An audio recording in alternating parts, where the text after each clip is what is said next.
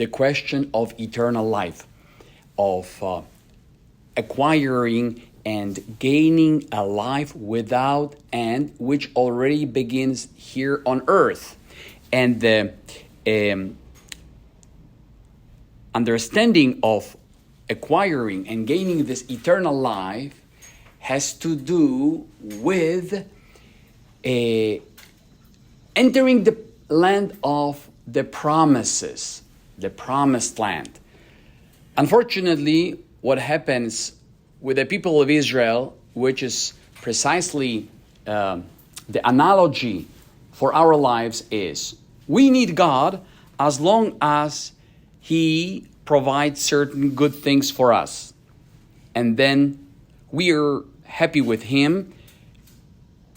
We push Him aside, discard Him, and then later on we'll be glad to reach out to Him when we are in need. Well, this is what happens here in this reading. As long as the people of Israel were following the Lord, His commandments, observing what He had told them, they were thriving. They were doing good. But, as it usually happens with the human nature, we're glad to have the Lord for a period of time, and then other things that promise us happiness, contentment, joy come in, and it's very easy to embrace them. This word idolatry has to do not so much on our perspective, that we are going to worship some kind of a metal or a wooden image, little, let's say, representation of something. But we become idolaters the moment we start worshiping, considering as the source of happiness anything else but God. It can be money, it can be other person, a political system, it can be ideology, anything that we think there is the messianic fulfillment. But now what happens? As soon as the people of Israel reached out to other gods, other idols, and turned their back against towards God, He allowed them to push Him away. As if to say, you don't want me in your lives? You think you can manage with foreign gods, namely with the demons? There we go, try it. And all the tribulations come upon them. They suffer a lot until they reach a point of saying, no, we really need to go back to the Lord. As soon as they cry out to the Lord, He sends them a judge, a leader, someone who reorients them. That's what's happening here, that we're lapsing and then realizing that wasn't such a great idea. Let us go back to the Lord. And then we go back for some time, and once again we lapse. That's our human nature. What is happening is that there is as we hear in this reading, a stubborn conduct. God doesn't want us to perish. He doesn't want us to suffer, but we choose this path. Let's always have this in mind. God is our best fan, as Pope Francis once said to the young people. He wants us to thrive. He wants us to be happy, but in a relationship with Him. If we cut ourselves away from Him, only issues will take place. And this is what happens in the life of this young man who followed the commandments. They are already good. And we find out that Jesus Christ quotes those commandments from the second tablet, not starting with the love of God and following His precepts, but starting with the love of neighbor. What is the trick here? Is that this young man, he really thought he was a good follower. But his heart, inside, he was far away from God. doing external things can take you this far. So the people of Israel also, they were performing some ritualistic external practices that were in line with God. But at a certain stage, they said, our hearts are still thirsty. They are unfulfilled because the relationship with God was missing. The young man in today's gospel has no relationship with God, a loving bond that would allow him to be at peace with himself. He's still restless. And what happens if we only follow the commandments in terms of external things that are told us to follow, we do, then at a certain point we start scratching our heads thinking, I need some gratification in life, some comfort, whatever it might be. The internet, the alcohol, many of those substitutes of happiness.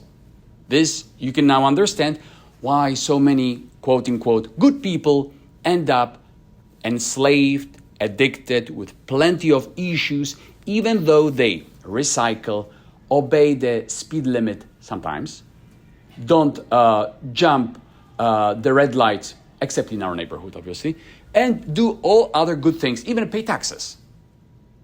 But something is still missing. A loving relationship that fills the heart. If inside the heart is empty, we are able to jump in a compulsive way at absolutely anything. And I understand the local drug addicts and alcohol addicts and all sorts of people who are messed up because their hearts inside are empty. You found out in today's gospel that once Jesus told him the truth, saying, look, the problem is that you're attached to an idol, and this idol makes you restless. And as St. Augustine says, restless are our hearts till they rest in the Lord. And Jesus wants to help the young man to regain the joy of life. And specifically to him says, look, you're attached to your goods. Your God is money, the items, the things, as bluntly as this. Now, let them go. Now, sell them, then come back and follow me. Be my follower, not longer follower of your plans, of your dreams, of your ideas, of your own consolation that comes from the things. This will make you really happy. You will enter life, happiness, fulfillment already here. But we find out that this young man turned sad. Today we may say he turned depressed, maybe even suicidal. He entered darkness. He abandoned Jesus Christ. And I can tell you how the story can go even without finding out what's actually is missing in the text, or not missing, but we can imagine. If he's in darkness, probably he runs straight either to a brothel, or to get high, or to get drunk, or to compensate something else with alcohol, with parties, something to give the meaning to his empty heart, because he abandoned Jesus Christ, entered depression, entered sadness, darkness, so something to live on. Whatever it might be. Whatever. But what happens? The next day comes. He needs to recover from a party. There is a hangover, and he feels completely wasted, as a rubbish, a total sadness and anger and lack of contentment. But okay, let's live till the next party, and the next one, and the next toy, and the next car, and another girlfriend, until he reaches a point of saying, I don't want to live like this anymore. Because he left Jesus Christ. He abandoned him. As we always say, God never abandons us. Definitely. But as you could see, this rich young man, he preferred his money and not Jesus. The vocation that Jesus extended to him was rejected. And what's the fruit of it? Darkness inside. Wow. Let us ask the Lord to free us from our idols so that he may not, in a way, leave us to our demons, our idolatries, which will eat us up alive. And that's why it makes me laugh when people think that providing more items and everything all nicely cushioned, people will be happy. No, that's the path to perdition. Because our nature is like this very profound and deep well. We want more and more and more and never satisfied and constantly longing for something until we find no more meaning in our lives. That's the story of the rich young man, and that's the story of the people who are leaving the Lord behind until a moment comes when there is this reawakening or sort of sobriety moment when they say, we need to turn to the Lord again. We abandoned him. He wanted so good for us. He gave us the promised land. He provided so many benefits and we were doing so well. Why were we so stupid?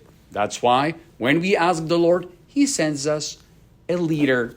In this context is the judge. In the context of the gospel, Jesus Christ himself, God telling him, follow me, not yourself.